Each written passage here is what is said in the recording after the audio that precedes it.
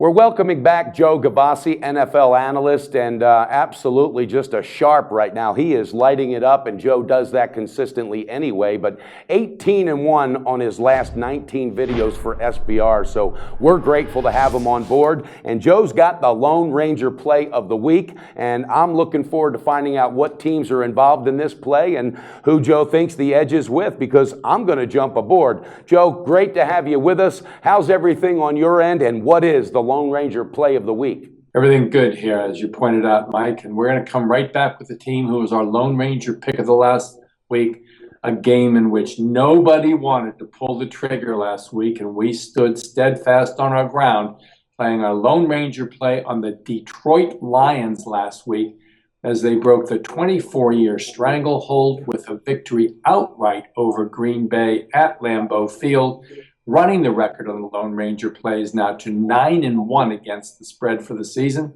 This week, right back on the Detroit Lions because, quite frankly, the public doesn't believe they are for real.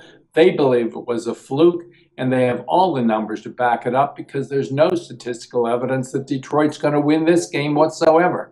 Plus, the public's in love with this Oakland team. Quarterback Carr authoring just wonderful passing game after passing game.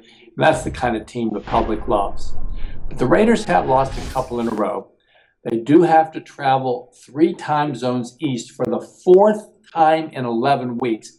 They've only cashed one of those straight up, beating Cleveland in the first of those, week 3.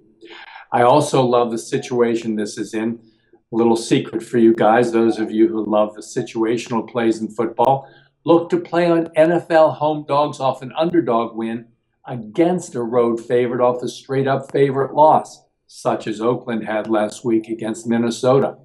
We're going to take Detroit here, against the world again, and I invite you to join me and the Lone Ranger in the Lone Ranger play of the week on the Detroit Lions. Wow, I like that, Joe, and I got to say this also. I have a beautiful wife from Colombia. When I fell in love with her, I literally said to her, "Where have you been all my life?" All right, and I'm a man's man, and in the sports business and the business I'm in with the handicap, and I got to look at you and say, "Joe, where have you been all my life?"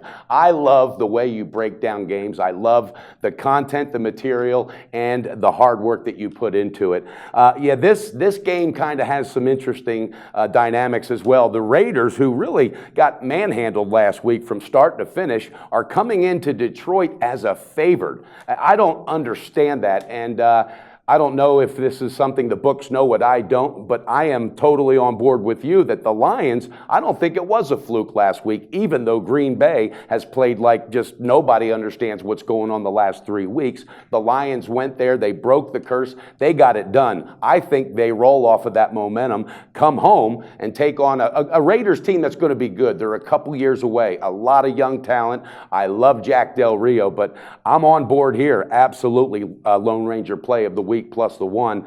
Joe, I just hope you have a great, profitable weekend. Thanks again for being with us here, and we look forward to talking to you real soon. All we can do is continue to work hard every day, put out the product that we think is best. Look forward to talking to you guys again next week. Good luck out there this weekend.